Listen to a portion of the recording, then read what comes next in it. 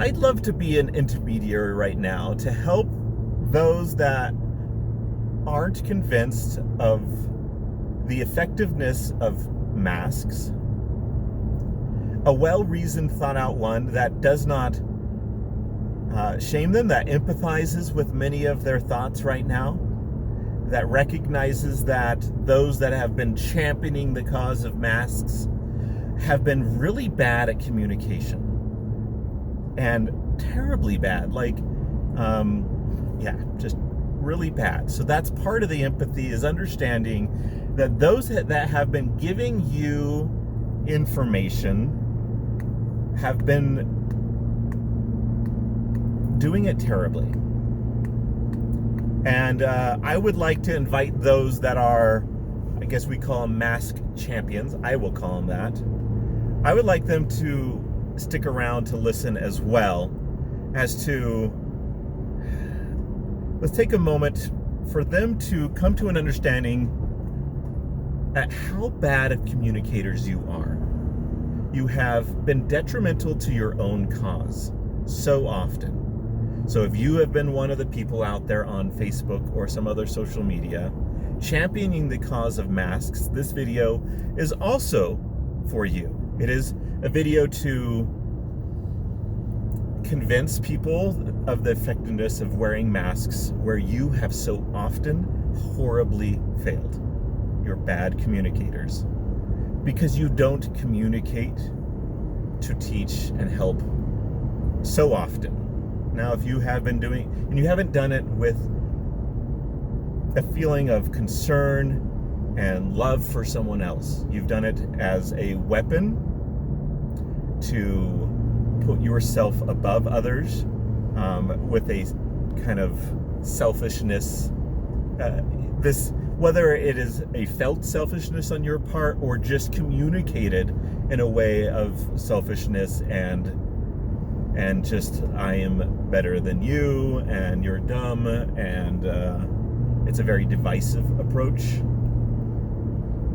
So that's kind of the case for this video, okay? And it's not going to be short, because that has been our problem.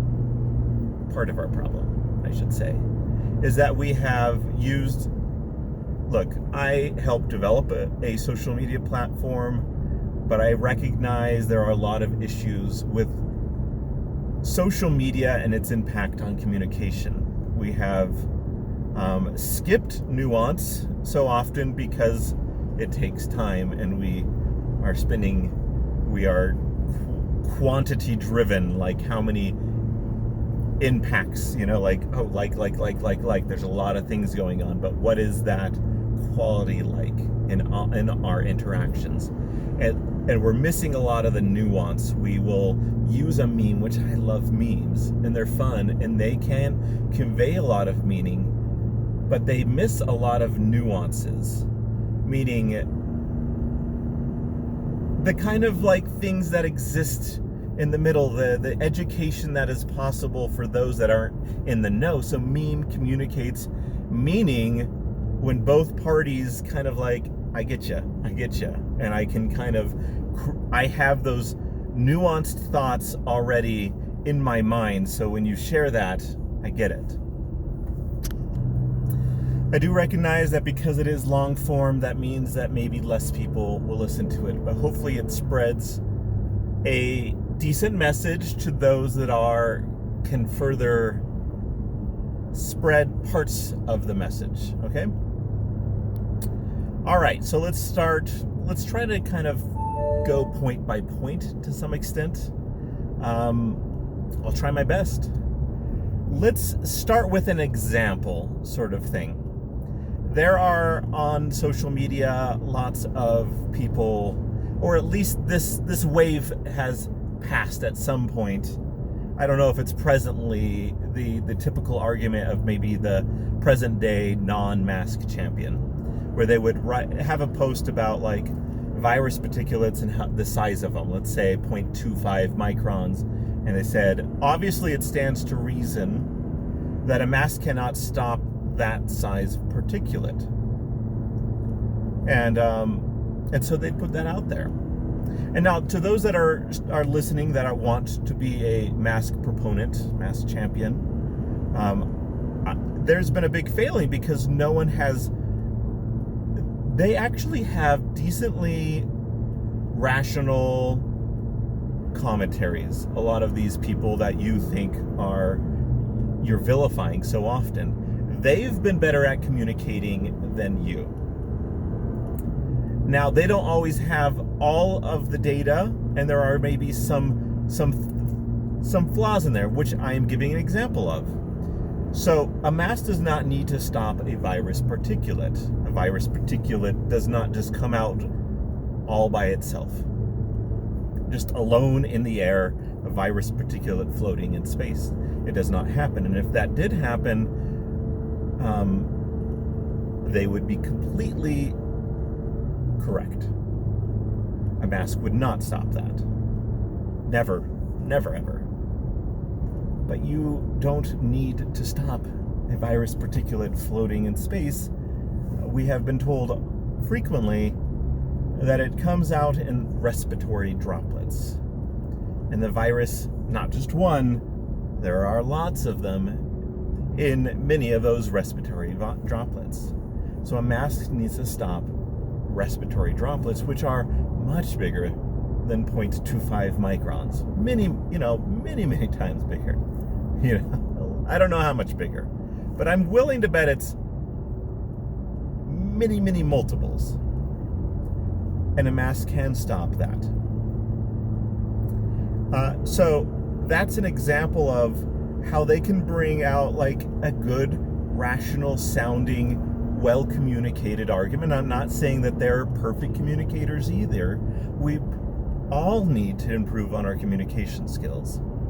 And a lot of that improvement comes in stopping and not saying what we want to say all the time.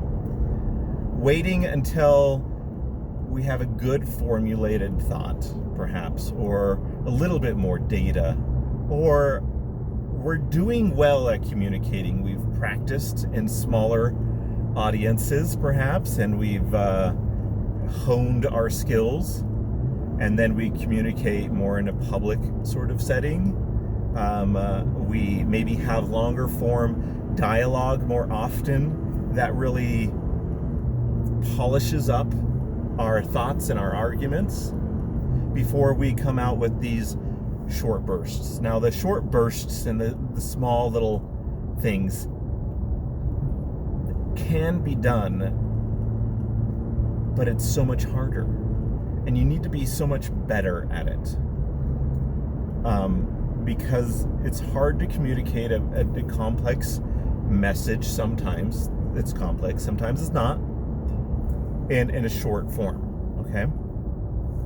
So that's a great example. Number one is a great example of how we can look at someone's message, like saying, hey, you can't stop these virus particulates, and say, I understand where you're coming from, and that would make sense.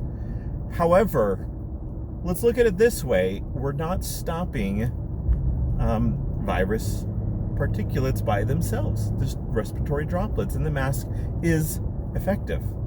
And then you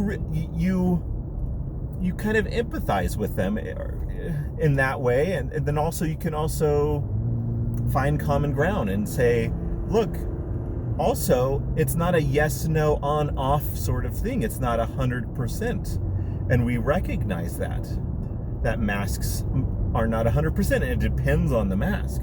There are obviously some masks out there and some ways of stopping your respiratory droplets from coming out that can be 100%, but no one's wearing those.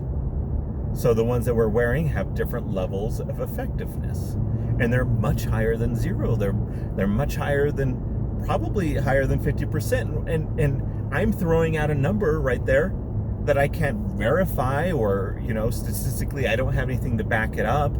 It's a ballpark. It is it's at least 50% sort of thing. And so throwing out numbers is another issue. that a lot of us have issues with, have problems with. That we seem so sure in the numbers, and we're not recognizing that there is errors, of degrees.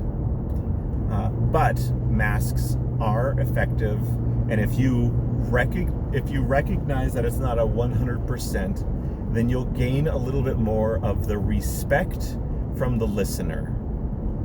And that's what you want if you're actually trying to communicate a message to cause action. And if you're trying to communicate a message to cause harm, to cause pain in someone else, to make yourself look or feel better, then I can understand your reasons for kind of using masks as a weapon. I don't agree with it, but I can understand that approach. It makes you a bad person if you do it for those reasons, but it's more understandable. And when I say it makes you a bad person, I mostly mean it. You trying to hurt someone or trying to put yourself above someone else is, in this case, bad. Now, you're not fully bad. We hope that you become better at communicating and your heart and thoughts and intentions improve, perhaps. We'll go from there. Okay, so there's one example that maybe helps people look at masks a little bit differently, but also helps those trying to champion the cause of masks a little bit, understanding how the communication has gone so terribly bad. And actually, there was 2 points in there. The other was that we should recognize and be willing to recognize that it's not 100% and that it is a probabilities thing. And that if you cut down 70% and the other person breathing in is not cutting down as much, if you look at it in the form of respiratory droplets floating in the air, the blockage is more impactful as the breathing in part, and we should recognize that. Being upfront and rational does not defeat your cause; it can help your cause by being willing to say, "Look, some people are going to wear masks and still get the coronavirus. Some people are going to wear masks and may still give the coronavirus, but the probabilities are lessened a ton." And that's a big win, and that's awesome. It's not going to change the fact by you kind of hiding that aspect. I don't want them to know that they could still get it if they're wearing a mask, because then they won't wear a mask. No, they will respect your opinion more. And we're going to go over some of the things as to why, because there's a lot of people, and here's another thing we should use as kind of a foundation on Facebook and other social media, and you have to understand mine is a microcosm of 4,000 to 5,000 friends on Facebook and some other social media, but let's say mostly Facebook is very Utah centric, and Utah, some have stated, has the lowest mortality rate for coronavirus in the nation, or just one of the lowest, if not the lowest. So maybe my subset of friends are looking at things a little bit different than in other places. But on Facebook and on that same microcosm of friends, the ones out there sharing on Facebook are much more mask champion centric. And the way they're communicating, that's my perspective, is that they've been really bad at communicating. So yes, my friends that are listening to this, maybe on Facebook, that are going on Facebook, they're the ones that are so terrible at communication. And hopefully those that are not into masks are also, you know what? The ones communicating, this is the point, the ones communicating and chatting on Facebook about this issue are the masked champions. However, there is a larger percentage of those that are remaining silent, that I have met up with quite a few of them recently and listened to them chat. I have talked to them. I have empathized with them, and maybe they have even seen me as someone that's not mask-centric, because I don't often they don't often see me in occasions of wearing masks. So this is another point that I want to bring up in a moment. But I want to say that there are so many of those friends that are very smart, good, kind, rational individuals that are not mask-centric type people. They're not mask champions. They may even kind of dislike them. There's plenty of them that dislike them. And so we have to think, why are these good people that are smart not wearing them? Part of it comes in, I don't know if this is point 3. I'm going to get more into maybe a little bit more sciencey point, not that I am a scientist, a little bit later, but I want to throw in a very important part that relates to what I was just talking about. Non-mask wearers are partly not wearing masks because, not just because of the bad communication of mask champions, but because they just have issues. I want to say that they hate mask champions, or that they think that you're horrible people, but they don't, and they can and could easily get over it, but they just don't want to be like you. They don't want to have such bad communication, bad manners, and this usage of fear to prove points. They don't want to reward your bad actions. And it's almost to their detriment. We get that. I get that. I understand that to their detriment, they're kind of rebelling. And this is a common thing in people. Like when you try to teach someone in a very caustic and like you're using shame or fear, or trying to scare someone as you teach them, it doesn't stick, and they respect you less, and they don't want to listen, and they don't want to reward your bad behavior. So and they don't want to be like you. Let's be honest. So that is kind of like it has put us into like separate camps, and it's been detrimental because wearing masks can be helpful.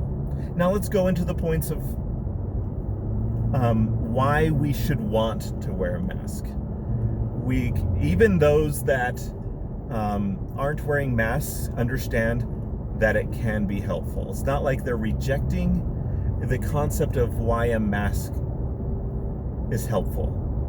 They aren't convinced of why. Why should I care? There's this aspect of what if herd immunity?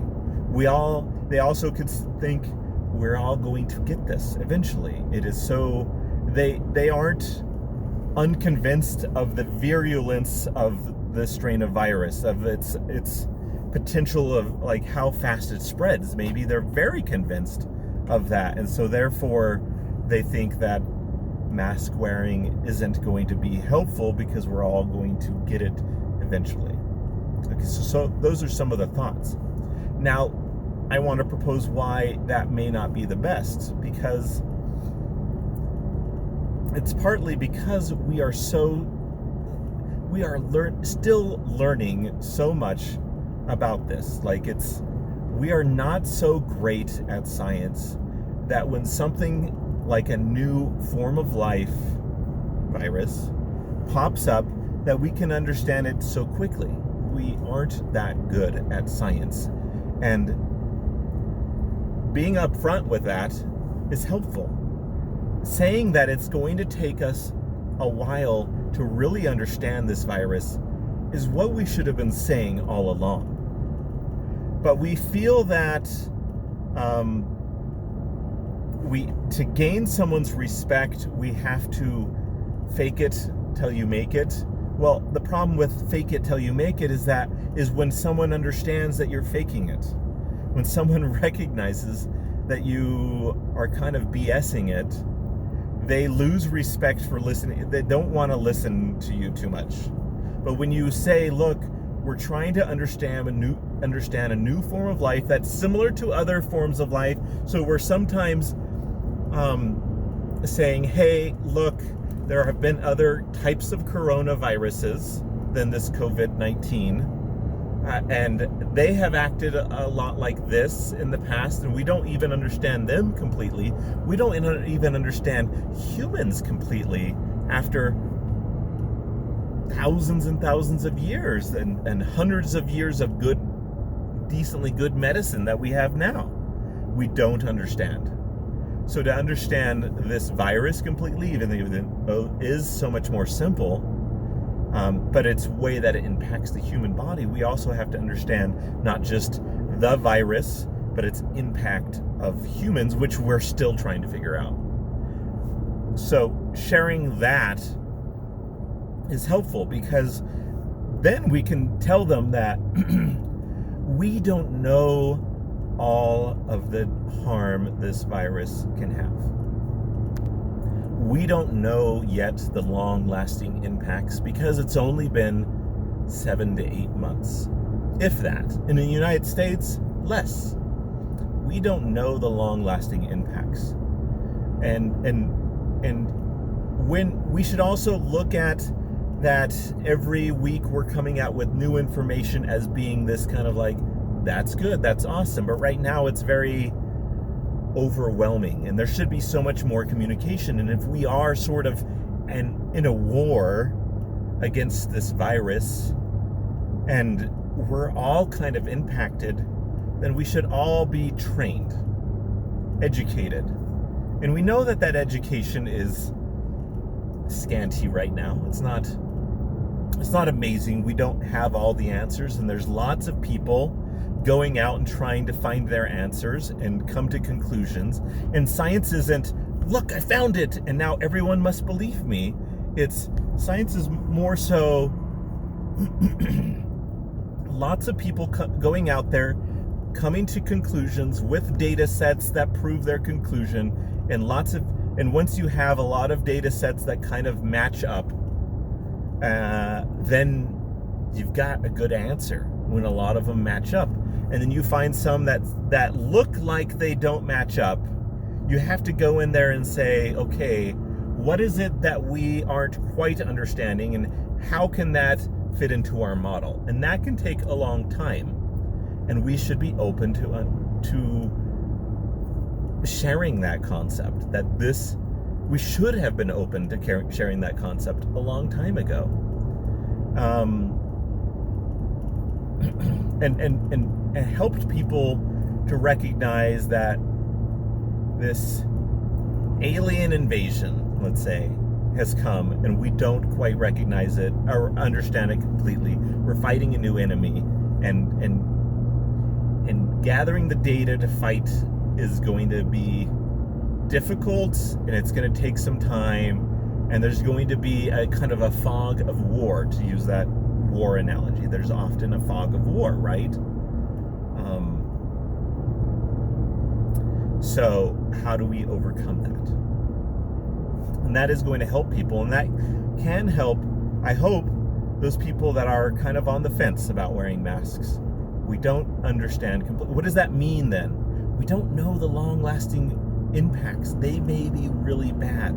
We see the short term, we see the death rates, and I will empathize with you. They look very low. And for young people, they look incredibly insignificant at times. For certain age ranges, you just think, I don't see what the fuss is. And I think those that are mask champions can still say, can agree with that point and help their cause of wearing masks. They can help their cause because then people will go, okay, you're recognizing data sets and science. You're not simply I'm not listening to that point to help your cause. Because then you can point out, look, there are certain age ranges where mortality rates are very high. And but it goes beyond that. So let's go to another point. Well, let's be honest, it's somewhat of the similar point. We don't know all of the science, and there are reports coming out that of the impact perhaps on the lungs of people infected that did not die, and how it will impact them for the rest of their lives. They may have to take medicines. They may be at risk for so many other diseases. It may impact their quality of life forever, like polio did, right? It impacted the lives of those that got it and were survivors for so long, and it was so bad and detrimental. So to what extent is that happening? We can't say that's happening to everyone. That would be also detrimental, because the non-mask wearer is like, that's so BS. But there's also reports coming out of its impact on brains, and not just like I'm getting a fever and therefore I'm more susceptible to brain damage because of the high fever, but other things, like there's accounts of swelling, and that we need more studies to. There's a study, like people need to recognize that a study does not a science done make. Does that make sense? A study does not mean that we're done, we've figured it out. This is complex. We need multiple studies that agree with each other. And then kind of the community of science and data are all kind of like, okay, pointing in this direction. Now we figured out this, we've lessened the fog of war a little bit. We've understood this new life form a little bit better and its impact on our life form. But there are studies talking about its impact on brain because of swelling and stuff like that. So when someone shares that sort of thing, the nuance of, look, I recognize that this is one study and I'm looking forward to more corroborating studies. When you say that, you've gained respect from a lot more people.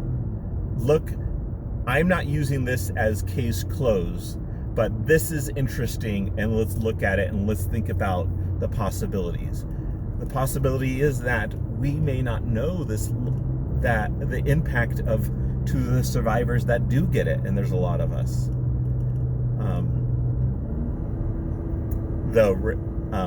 Okay, so that will be helpful. So I see people on Facebook just kind of like posting these articles of, look, it's bad and it can do this.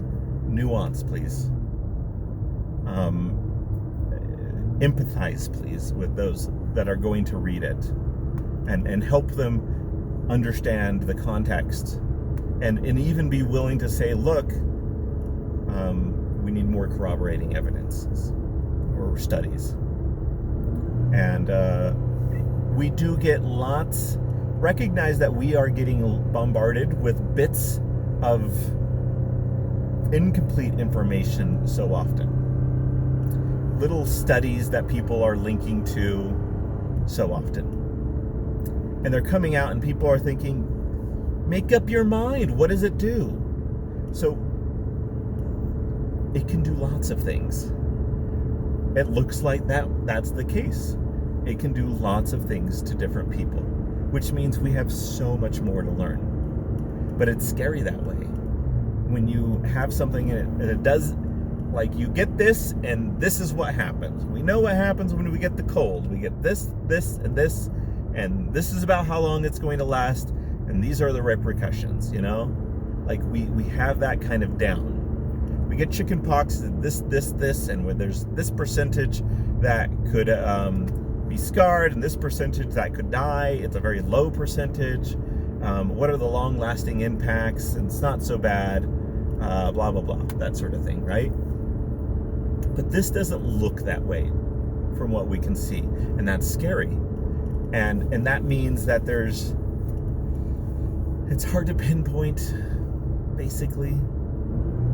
And when you share what it can do, you should also share, like, this is just one of the things, and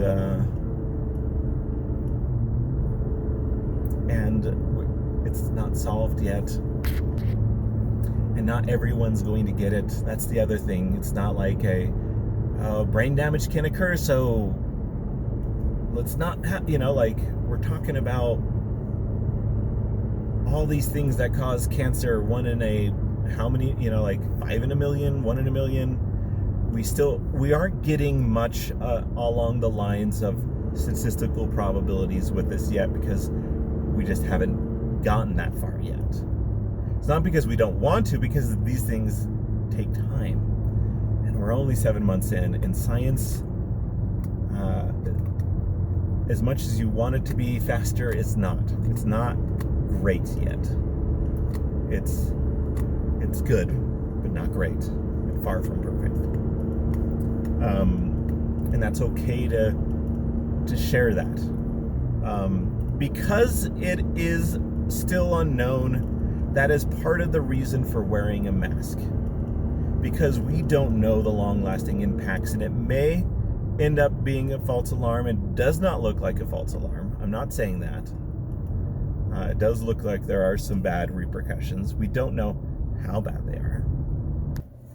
So, wear masks, because we don't know if it may not kill a lot of people, like recently it has not been, but it may still severely impact the lives of so many people, and they don't even know it. And part of the issue is some people think it's just about life or death, but they haven't been well informed. It could be about quality of life long term. And hopefully it is a false alarm. Hopefully it isn't that bad. Hopefully it's a very small subsegment that has somehow their body, something is different that is causing the lung issue or the brain issue or some of those other things that are happening. I'm not super informed about all those, and I'm not here to say, guess about all of the side effects that could be the case. I'm just saying that these side effects could be worse, and we should keep that in mind. And when we're thinking, and this relates back to the herd immunity thing. Herd immunity sounds great if it's about life or death, because right now the stats are thinking, I'm taking that back for a second, because look, it's also about taking time. It's a stall tactic. Right now, all the things we're doing to not go down the road of herd immunity is a stall tactic. You understand that concept, right? It's a stall tactic with good reason. We're waiting until our science can catch up, until our medical professionals can go from, I had this one case and this case, and this seemed to help, and they're just trying to figure it out to where they can get to the point where they're like, statistically, we understand this is how it works. And if a certain body is like this, we know this approach, because it's not always the same approach, like this thing may help, this thing may help. Already, if they figured out, maybe the mortality rates have gone down because we did stall a little bit. And now they're better equipped to handle helping. They still have a long ways to go, and I think that's helpful to let people know that they still don't have it down. They still haven't figured it out, and because it manifests in so many ways, which is scary. So we're stalling. because because I don't want to get it right now, though I'm not scared of it killing me. Like, if the mortality rates are so low, I'm not scared personally, okay? Maybe you could present well-rationed evidence as to why it should seem scary to me. But I would so much rather wait to get it when medical professionals are so much more equipped in the future. And the hope is they get better and better at it. Or maybe, and some people think, okay, the strain doesn't seem so dangerous right now. Maybe it will morph into something worse, like supposedly I wasn't alive then, but the 1918 virus, the second year of it was more deadly than the first. Was it because it had a worse strain or because the conditions were worse? I don't know. But if it was that case that the second strain was worse, maybe people think, I want to get this because it doesn't look so dangerous. But that's where you go back and you inform them, look, it's not just about life or death, but it's about the quality of life as well. It could impact. And we're waiting for science to catch up and to say, what is the risk assessment for those impacts of quality of life? Like, because we make risk assessments all the time. But stalling is all right when you're trying to uncover that fog of war to figure out those risk assessments, which we don't have. And if people going out there and saying that here it is, here's the risk assessment, we've got it down, you're hurting the cause, because we don't have it down and we won't for a while. Okay? And we don't even know if there's going to be an effective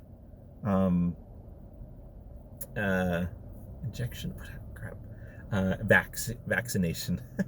Sometimes if you get words randomly, we don't know if there's going to be an effective vaccination. Vaccinations need tests. Like, you can find one that helps with the vaccine, but you do tests to figure out what the side effects are. You've seen the commercials, like, here's this medicine and here's all the side effects, because there are statistic probabilities of percentage of the population getting this, or this, right? Hopefully it's not the mortality thing. Like, you can have diarrhea, upset stomach, or death. It's like, I hope I get the upset stomach, or I hope I get nothing, like 90-something% get nothing, 5% get upset stomach, and 0.01 get death. Like, risk assessment, right? And vaccines have that. And to say, to kind of like nod your head and go, no, like, doesn't make someone that is weary. When I say no, it's like they totally shut out any, like, no, perfectly safe. Like suddenly all medicines have these problems, but vaccines are perfect. Every other medicine, like, is bad, but vaccines are somehow angelic and perfect. No, they do a certain function